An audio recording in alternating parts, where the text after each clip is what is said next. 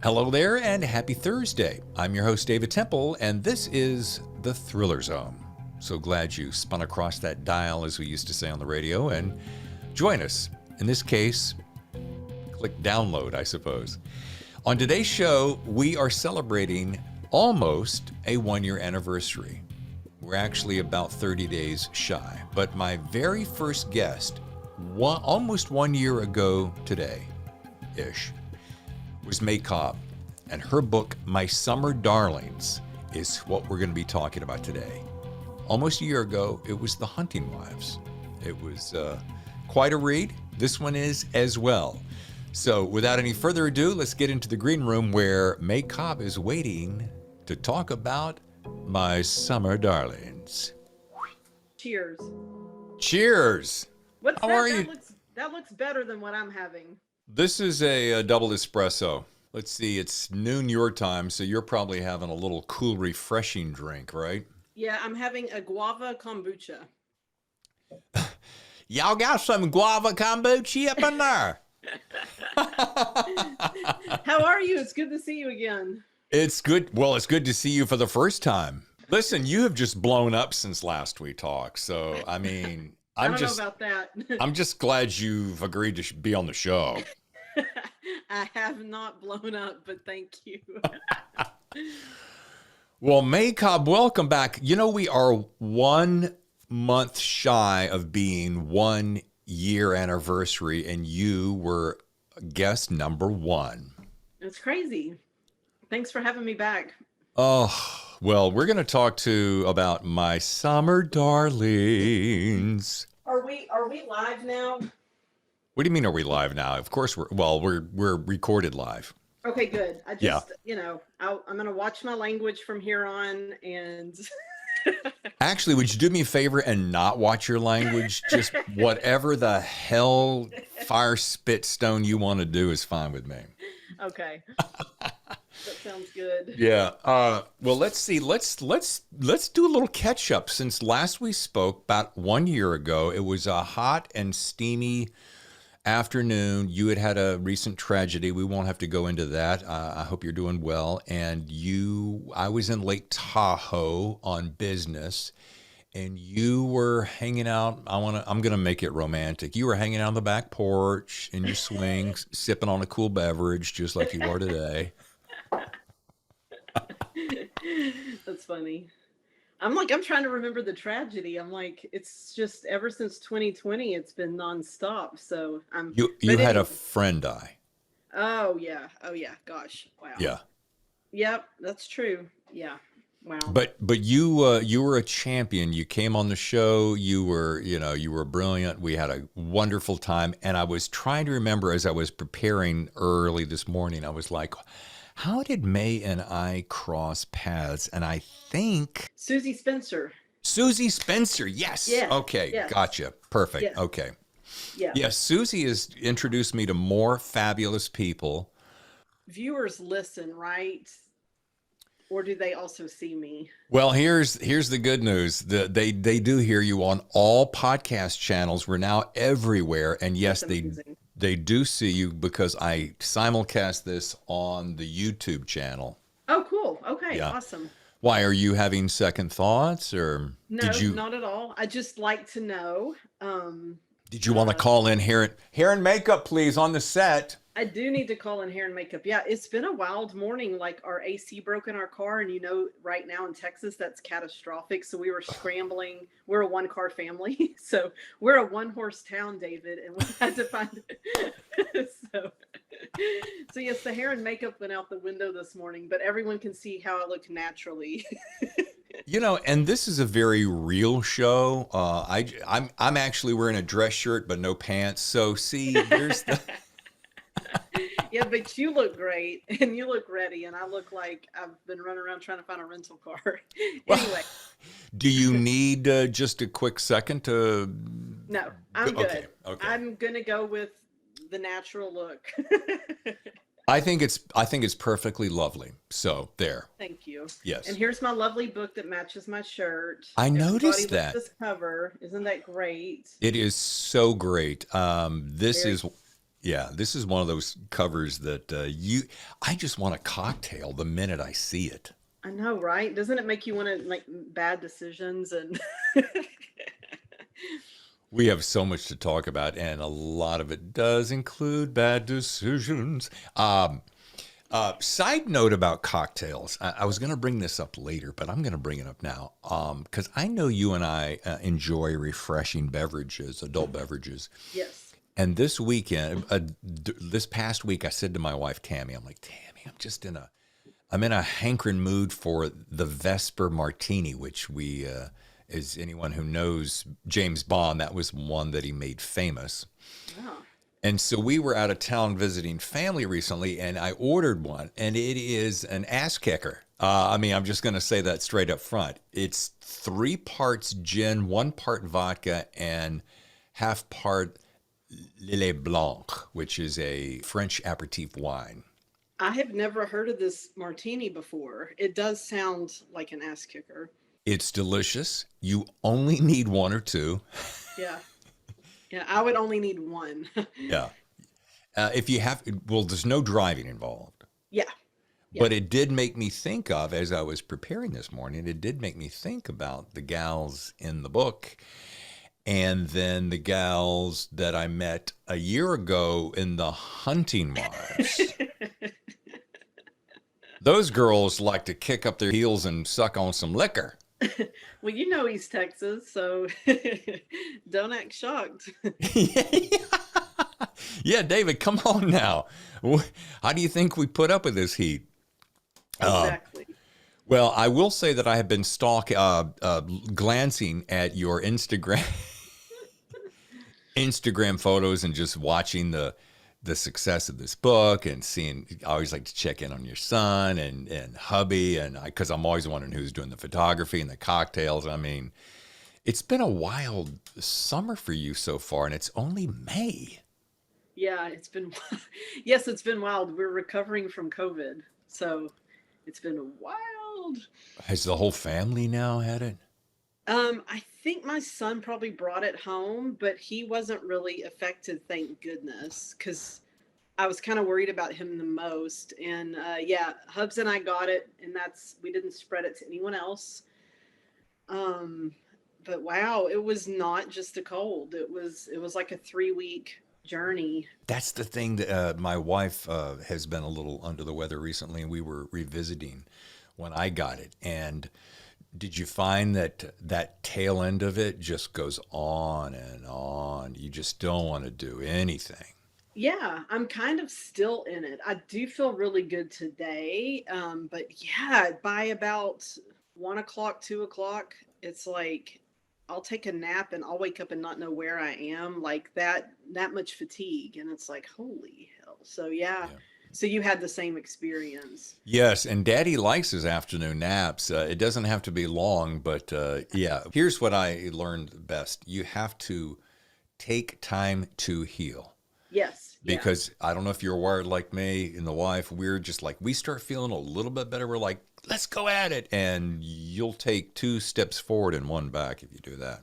We did the same thing, and then it's like, okay, you know what? I'm not going to work. I'm not going to do anything. And I canceled some stuff and I pushed some stuff off because I was like, clearly I need to rest. Yeah. For launch week, because oh my God, it's like tomorrow. So yeah. This is a big week for you. Yeah, it is. It'll be fun. In-person events. So I'm excited. It's so nice to have that back. Now, where will you kick off the event?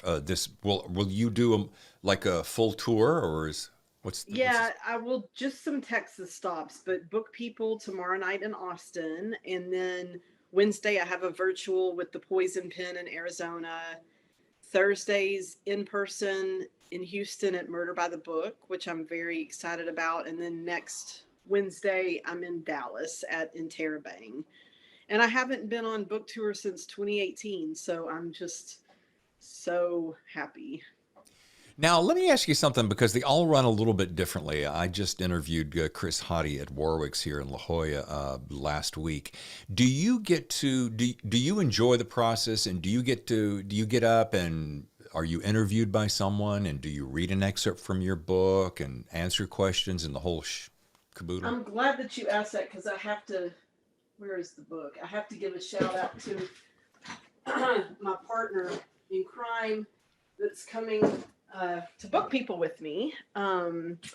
So I'm going to be in conversation with Katie Gutierrez, who's a very good friend of mine. And this is the UK proof of her book, but it's More Than You'll Ever Know. And yeah, so we'll just do like, I just told her I'd just like to do a real casual conversation.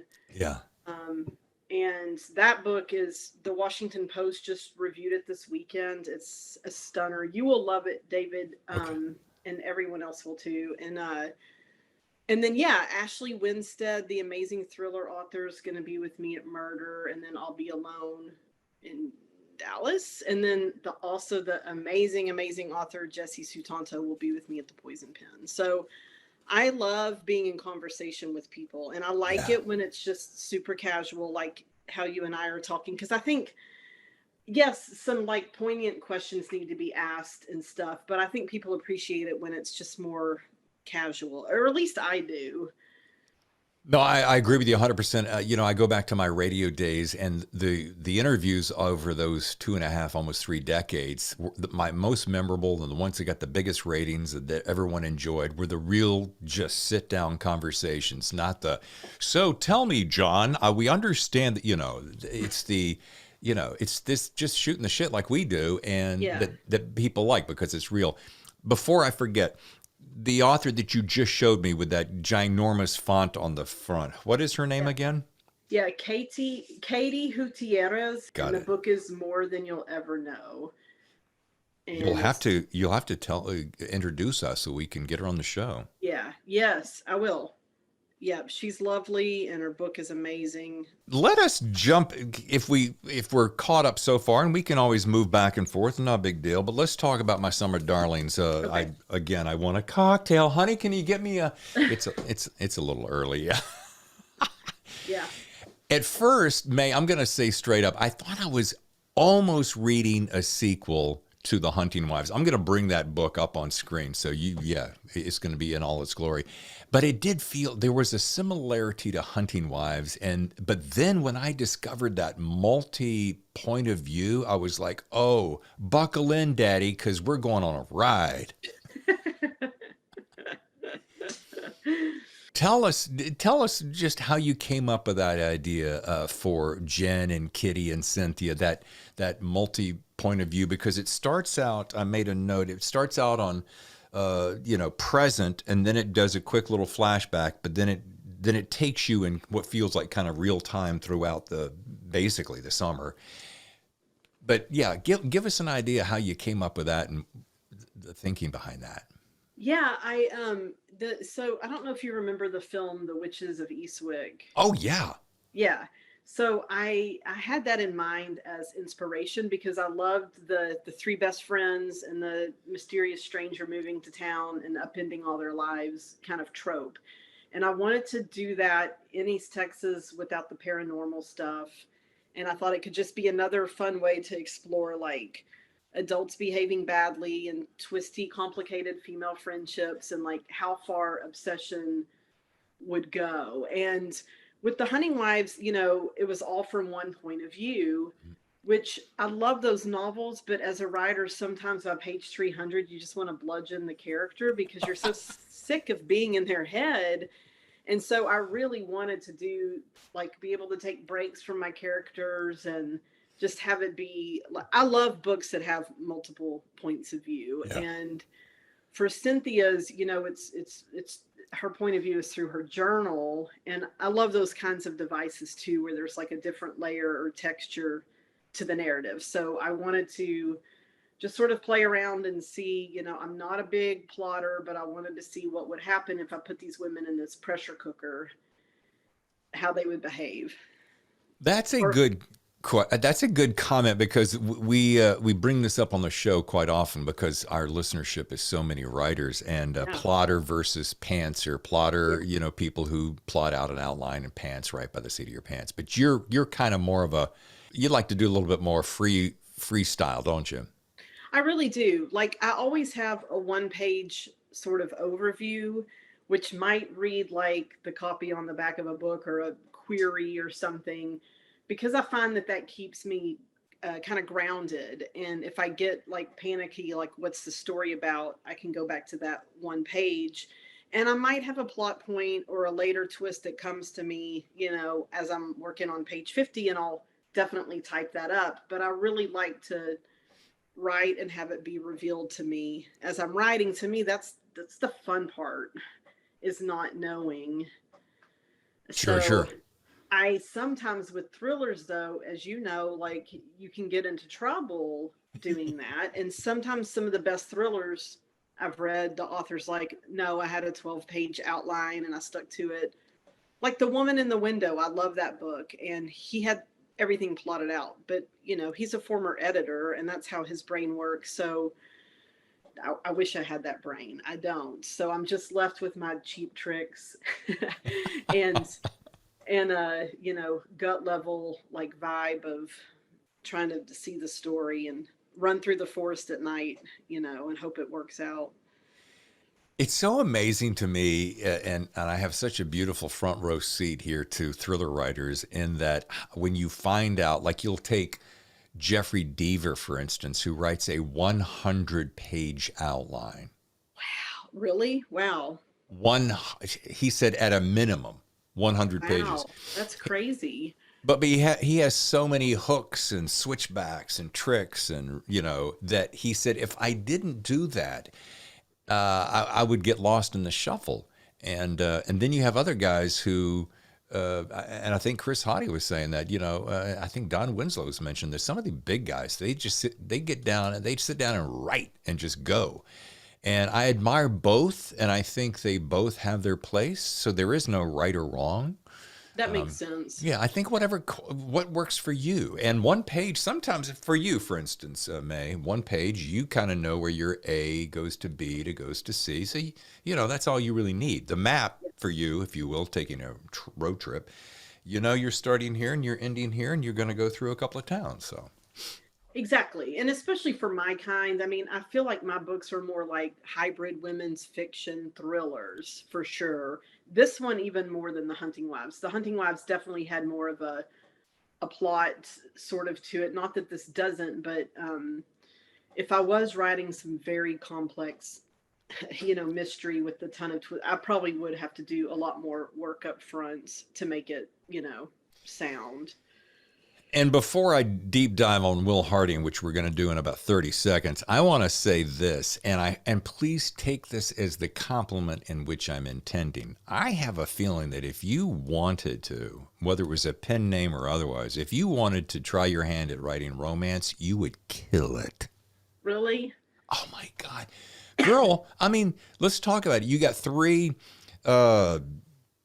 gals, suburban housewives of sorts, that are a little tired and or frustrated with their current situation, and this long, tall drink of water rolls into town and they all want to jump him. So, I mean, it's kind of laying right there in front of you going, come on, give me some of that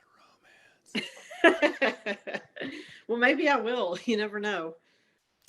My mother-in-law, who is quite a reader, an insatiable reader, she read my first books, and I had a couple of steamy scenes in there.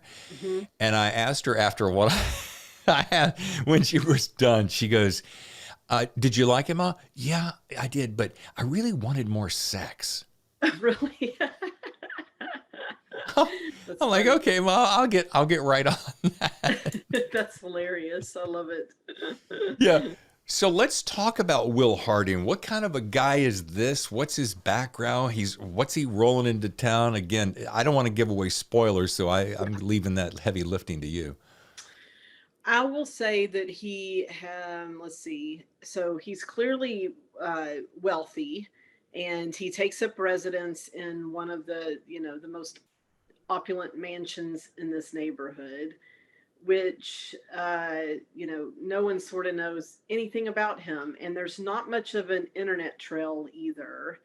So he's super mysterious, and he's also, like all good psychopaths, oozing charm right and left, and he knows exactly what to say to each of these women to have them sort of fall under his spell. And, you know, he's like, yeah, he's got like a European accent, and he's well read, and just very different from the men of East Texas. So right off the bat, I mean, he's going to turn heads. While you're on that, how would you describe him physically? Alexander Skarsgård. Oh yeah, yeah. That's the best way to describe him. Okay, and what part of that description do you not feel has a romantic thread? We could call it romance thriller. I mean, how about, kicking that genre in the pants? I mean, I think it kind of is, honestly. Yeah. Like, I think, so my good buddy Scott Montgomery, who's like the crime fiction guru over at Book People, and he's an amazing author too. He just read it, and I bumped into him at the bookstore the other day, and he said it's really like a 90s erotic thriller, like the films, like Adrian Lynn. And I was like, that's the biggest compliment, because that's like what I used to be obsessed with, and that's kind of, I think, what I'm going for, but just maybe with a little more of from the female gaze. Yeah, I'm trying to think of what was the Sharon Stone movie that was all the rage? Basic Instinct. Yeah. There's a little, it has kind of that feel. Yeah. So, Girlfriend, I mean, I think you're smack dab in the crosshairs, middle of it. And just saying. Just saying. But back to Hunting Wives, because it was my first introduction to you, what it does share with Summer Darlings, let's see, hot and sticky Austin, Texas backdrop, ever-flowing, chilling cocktails, and the mixture of big, bold characters. So, I think with that combination, it has, I mean, outside of guns and planes, it has something for everybody, right? Yes. Hunting Wives had some guns, though. Oh, yeah, I'm talking about Summer Darlings. But the girls love to shoot them up those shotguns. Sorry, I'm slow this morning. No, it's all good. Yeah. Yeah, they're very much like cousins. And it's funny because they're both set in Longview, Texas, my hometown. And I don't know why I decided to name them each a different town. Like anyone's going to be fooled. So for the book I'm in edits on now, I just call it Longview, Texas, because, okay, like that's what it is. So they definitely have the same DNA. For my Summer Darlings, I did want to make the characters a little bit more grounded in reality. So maybe they're not as wildly rich as the women of the Hunting Wives. Uh-huh. And even though they don't work outside the home and whatever, I think they feel more like people you might know than the Hunting Wives, who they're just really not that relatable. So I really tried to, explore what it's like to raise surly teenagers and just be bored when you hit, you're approaching midlife, and it's like the teenagers are going to leave in a few years, and what's left. And I've really been married to the same person for 30 years or 20 years or whatever. I'm terrible at math, and he's on my nerves, or he's boring now, or whatever, welcome to real life, though, right? I mean, yeah, totally. Which is why we read. Yeah, no, it's true. It's true. Let's take a short break, and we'll return with more May Cobb on the Thriller Zone right after this. David Temple here, host of the podcast, The Thriller Zone, and author of several books. Oh, here's one. The Imposter. Oh, here's one. The Poser. Oh, here's another. Devourer. Yeah, I write books. I write books for a living. I spend my time at the keyboard creating worlds. I don't spend time at the website building world. You know why? I'm not a professional. If you want to put your best foot forward and play with the big boys, go to authorbytes.com. Here's why. Sign up for a 1-year contract, get 3 months free. Where can you get a deal like that? Just use the code TheThrillerZone, sign up for a 1-year contract, get 3 months free. Let the professionals take care of what they do, which is building websites that are pretty, sexy, secure. They got updates They got plugins. They take care of that. Just use the code TheThrillerZone, sign up for a 1-year contract, get 3 months free. authorbytes.com. And now back to the show. Let's talk a second about this. And remember our conversation a year ago? We were talking about Longview, and I told you we shared a similarity because I went to a college prep program in Longview, Texas. Yes. Yeah, you went to Laterno. Laterno, the Yeah. hottest summer of my life. Yeah, it is. It's insane. People don't understand how humid it is there. It's like, yeah, it's really, yeah. I always thought that Texas heat was going to be like, we've got friends in Palm Springs and Palm Desert. I always thought it would be kind of like that heat, which is a dry heat, which it can get up to 102, 3, 4, 5, and you're like, yeah, it's hot, but out there, 105 is like you're walking around inside a dry cleaner bag in the Yes. swamp. I mean, Yes, yes. So East Texas, the region that we're talking about for the listeners is the town is 30 minutes. No, that's not right. Yeah, no, it is 30 minutes from the Louisiana border. And so it's very much that sort of swampy Louisiana dry cleaner bag vibe in the summer, where like in Austin, it's still humid here for sure, but it's more like a dry, you're getting more arid, more West Texas. But you go up there and yeah, it's insane. So like no one up there can be normal because of the heat. No, I'm just kidding. I love all my East Texas people.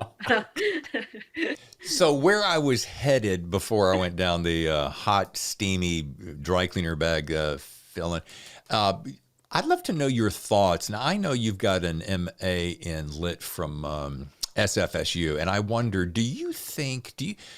what are your thoughts as you see now looking in your rearview mirror about higher education? Because I've talked to so many different people on the show. They're like, oh, yeah, a master's is really valuable, or no, it's not, or it's great if you're going to teach, or, it makes you a step above. What's your thoughts now as it pertains to having lived the writer's dream after getting the degree? Great question. I absolutely, for me personally, don't think it's necessary at all. And I think it's an enormous cost.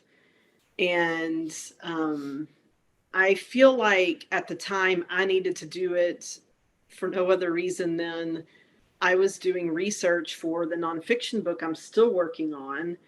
And I wanted to have a lifestyle that wasn't like 9 to 5, where I could fly around and do my research and interview people. And it also, I wasn't ready to leave the world of academia. So, but in hindsight with the student loans and the debt and stuff, oh my God, no, I shouldn't have done that. But, I don't think it helped me in terms of my writing fiction. I don't. Maybe it helped. My undergrad program was so strong at the University of Texas that was where I sort of learned to read, because I didn't really know before then, coming out of high school, like how to analytically read stuff and find themes. So I had some really great teachers there that taught me that skill. And graduate school was it's so brainy and cerebral. And so much of it to me is just like what you talk about in those classes can just be BS. And so I know that sounds terrible, but that's the truth. So that's MA. I didn't even know MFAs were a thing. Like that's how country I was. I might have gone after an MFA, but I'm kind of glad I didn't, because I'm one that can be very influenced by criticism. And I feel like at 23 years old, if I had thrust myself into some program, like if I had gotten in even, I don't know that I would be writing. Like for me, I think reading is the most important thing. Reading as many books as you can. And I love Stephen King's book on writing. Oh, yeah. Yeah. I mean, it's just, and I think he kind of says the same thing, like almost like be leery of workshops.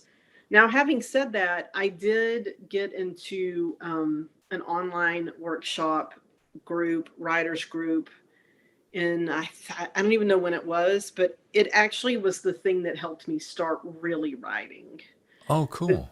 but this was a special group of people. And even though we don't do that anymore, we're still really close. And I've never met them in real life, but we still text each other, stay in touch. And I don't know if you know the novelist Luis No. Alberto Urrea. I just mispronounced his name, but he's actually from Tijuana and San Diego. And anyway, it was his group, and it was just a small little band of us. And anyway, I don't think any of that's necessary. If there's writers out there wondering if they need a degree to write, no. I think read as much as possible, meet other authors, study the craft. There's so many cheap ways. Here in Austin, we have something called the Writers League of Texas. And for $50 a year, you can join. And they have classes all the time, virtual. I don't know if they have in person right now, and they have conferences. And I took some of those classes just to study craft and work on craft. And I mean, I don't know. How about you? What do you think? Like, Well, I kind of sit on that fence that says, like, all right, here, let me say this. I have read some guys and gals over the last year. I've got a wall of books that I've read, and the ones that have gotten their MFA, I can't quite put my finger on it, May, but it is clear that they are in a slightly different league. I'm not saying they're better or worse. I'm just saying they're in a slightly different league in that it is different. There's some MFA guys out there that are just cranking some really hot stuff. yeah. Conversely, there are guys that have no education and just are blue collar guys who said one day, I got a great story, and I read those books and they're equally fantastic. So Yeah. having now gotten my own master's, but in something completely different, which was broadcast management, I'm not a big fan of higher education. I don't know what that sounds like. I don't care what you really, if people go, oh my God, but yeah, if it works for you, it works for you. Would I recommend it? Not really. I'm with you. Back to Stephen King's reference. He says the best education is to read and read prolifically and read things that you would not ordinarily read and read a lots of it, because that's how you really get better. And that's what I've learned, I think, the most is the more I read, the better my writing becomes. Yeah, same here. And when I'm stuck, the first thing I'll do is grab a book that I love and start to read it and see if it can unlock something to me. I mean, I do think like it, and it just, you're right, it's a very personal thing because, there might be someone out there that's from a tiny town and they haven't met other writers and they don't have access to like the best education in their town or whatever. And an MFA, if they get in, might be the thing that unlocks everything for them. So it's easy for me to say that because I was lucky enough to land in Austin for college, and it's always been such a strong literary place. But had I been, I don't know where else, College Station, Texas, or, I don't know, like maybe going and getting into a really great MFA program would be the thing that makes me be a published author. And I do like that MFAs make you take your writing super seriously in terms of the business, because that's a good thing. I mean, you have to get serious if you want to get published. It's like, And yeah, you just brought up an excellent point, May. And this is another thing I would highly recommend is conventions. I'm a really big fan. I mean, I made some really great connections at Thriller Fest back in 2019, pre all this craziness. And some of those connections still live with me today, have become really good friends. But I learned they bring in the heavy hitters like this coming up in June. I'll be going back again. But they bring in some of the best writers in the world, and you get to sit at their feet and learn kind of how they did it. So I think that interaction with other writers, as well as the accessibility to people who are out there doing it, is so invaluable. I think so too. That I'm a huge fan of that. And you never know, like, it's not just about like, oh, maybe they'll introduce me to their agent, or maybe I'll get a blurb. It's like, it's more nebulous than that. Like, you might meet someone, I'm sure you've had this experience, and you can't even imagine how that connection will play out. But then it can be like a beautiful thing on down the road to where it's like, maybe you get asked to go to a conference and maybe they're on a panel, and then, and that's what I found. I mean, so I try to say yes to a lot of stuff, because you just don't know, like, when you're going to meet your next bestie out there even. Right. So. Right. There's a term in, I studied at the Groundlings Improv at one time out in Los Angeles, and improv teaches you how to think fast on your feet, also coming from radio, and so much of radio is off the top of your head. But there's a phrase that's called yes and. So when someone goes to set you up for a joke or to continue the story, you might go, hey, what's that gun doing in your hand? You would not go, well, there's not a gun in my hand, it's a glass of water, because you've stopped the motion, you've stopped the action. But if you go, yeah, well, it's not just any gun, it's a water gun full of vodka, right? So then all of a sudden it becomes funny and you're propelling it forward. Oh, so that's cool. Yeah, so I kind of use use that analogy for going to conventions and saying yes to things, because one never knows when one might, like you said, meet a best friend or have a connection that helps their career. Now, I'm not saying to go to those things and go, hey, I'm going to be friends with you, so you'll write me a blurb. I think that's kind of bullshit and not the way to go about it. But if the relationship grows and all of a sudden one day May turns to me and said, hey, David, I'd love to read your book, The Poser. And I'm like, there you go, read it. And if all of a sudden you go, oh, I really liked it. And then we have a connection. Then I say, hey, May, since you're a hot rock star, would you give me a blurb? That would be one thing. That makes sense to me. Yeah. Totally. Yeah, totally. Yeah. Well, before we get to rapid fire questions, as we start to wrap the show, I want to ask this question, and it's perfectly on the heels of what we just talked about. And that is, I like to ask authors, especially for their advice as it pertains to up and coming writers. So if you had one single best piece of advice, what do you suppose that would be? The best piece of advice I have is you can write a novel in a year in tiny chunks of time.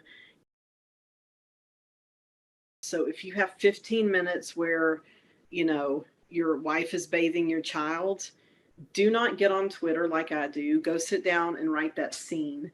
And you'll be surprised at how it adds up. I wrote my first novel, Big Woods, in tiny chunks of time in a year, and I couldn't believe it because my son was very young then, and he was with us most of the time. And just also always keep the story in your head. So if you're on the subway or sitting in line at the doctor's office and you have an idea, just jot it, type it up in your iPhone notes, and then email it to yourself. And you'll just be surprised how quickly it can grow. And then you might be, 10,000 words in. And then guess what? You only have 80,000 to go. And it sounds like a lot. And then when you get to the middle, you want to give up and throw it in the trash, because I do every time. But then, oh my gosh, when you get to you've only got 20,000 words left and you can see that finish line. And so piggybacking on that is try to finish a draft, because I feel like no matter how terrible you think it is, having that finished piece is so invaluable. And my teacher, Amanda Ward, told us that. She said everyone in her MFA who actually finished got somewhere. But the people that just tried to make a beautiful 51st pages, they never got anywhere. They stayed there polishing their beautiful 51st pages. So don't be too precious about it. Such rock solid advice. That is so good. Let's put it into this phrase, capitalize on those small stolen moments. Yeah. Yeah. Yeah. Because if I have a whole day to write, I don't write the whole day. And sometimes that's a death sentence for me, and I can overthink and stuff. But if I'm like, okay, I've got 2 hours, and I'll sit down and I'll do 30-minute sprints. That just works for me, but maybe I'm ADD and undiagnosed. But anyway. Get on my couch. I'll write a prescription. I'm thinking of John Gilstrap, and John Gilstrap says I think he's an absolute pantser. He just sits down and he rolls with it. And this guy is prolific. But here's the thing, he gives great advice, and he says that he loves deadlines. He loves it when he gets backed into a corner. So sometimes he'll let several days go by knowing that he has to make a hard stop, and then he'll force himself into it. And I was thinking of that when you were talking about that. Sometimes doing that self-imposed pressure. But I like the idea of constantly jotting down notes. And my wife is constantly, we'll be driving someplace or we'll be, and I'll kind of be lost in thought. She goes, let me guess, you're working on your book. I'm like, oh yeah, I am. There's a scene that I haven't been able to figure out. Yeah. But it's important, right, to keep it in the subconscious. And I find also it's important to do that because if you can't actually write for 3 days, but if you're thinking about it, you don't feel as lost when you get back to the page. It's not like, oh God, I haven't been to the gym all week and now I have to open the front door. And, it's like, it's just easier to slip back in because you've never left the world, even if you haven't sat down and written a word. Yeah. And I like your thought there about just get through the first draft. We're way too hard on ourselves and way too judgmental about that first draft. And anybody who's ever written anything in the whole world knows that the real story comes alive after the second or third or eighth or 10th or 15th. Who cares how many? And a draft may not be rewriting the whole thing. You may just simply read through it and polish some corners and add in a little extra red herring or something. And, it's the layer effect, right? Yeah, totally agreed. Excellent. All right. Well, there's a new feature on the show since last time we spoke called Rapid Fire Questions. All right. And before your palms start to sweat, it's easy, so don't worry about it. Question number 1, leaning on, of course, the cover of your book. If you were a cocktail, think of your cover there. If you were a cocktail, what would you be and why? I would be a gin and tonic because I have some twang to me. And I'm also a good companion for the summer. Okay. My favorite drink, by the way. I know, right? Yes. Number 2, if you were suddenly face to face with a thug like Will Harding, what would you hope to have on your person, or perhaps maybe it's something that you are most likely to have nearby. Maybe you're never without this, but you had to defend yourself, suddenly approached. What would you hope to have on your person? I honestly think my iPhone, so I could call for help.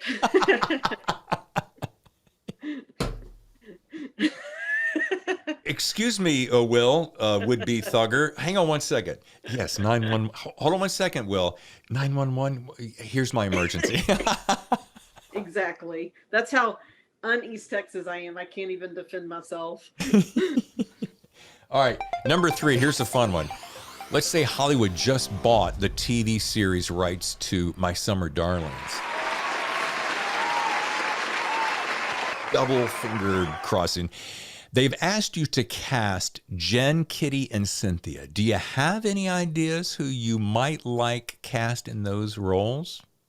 And I think so. I think for Kitty, my dream would be Reese Witherspoon. oh yeah. For Jen, I would love Sienna Miller. And for Cynthia, I haven't thought about her yet, but gosh, I'll have to come back to that one. Okay. Blank, yeah. That's fine. Listen, I was amazed. A lot of people go, I don't know, I hadn't thought about it, but I had a funny feeling you might have given it some thought. Yeah.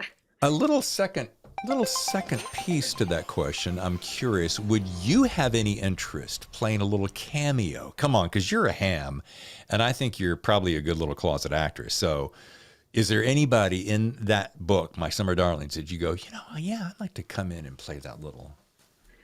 Honestly, I love that you say that, but I really don't like myself on camera at all. So no, unless I was wearing like a costume, like what's it called? A disguise. Yeah.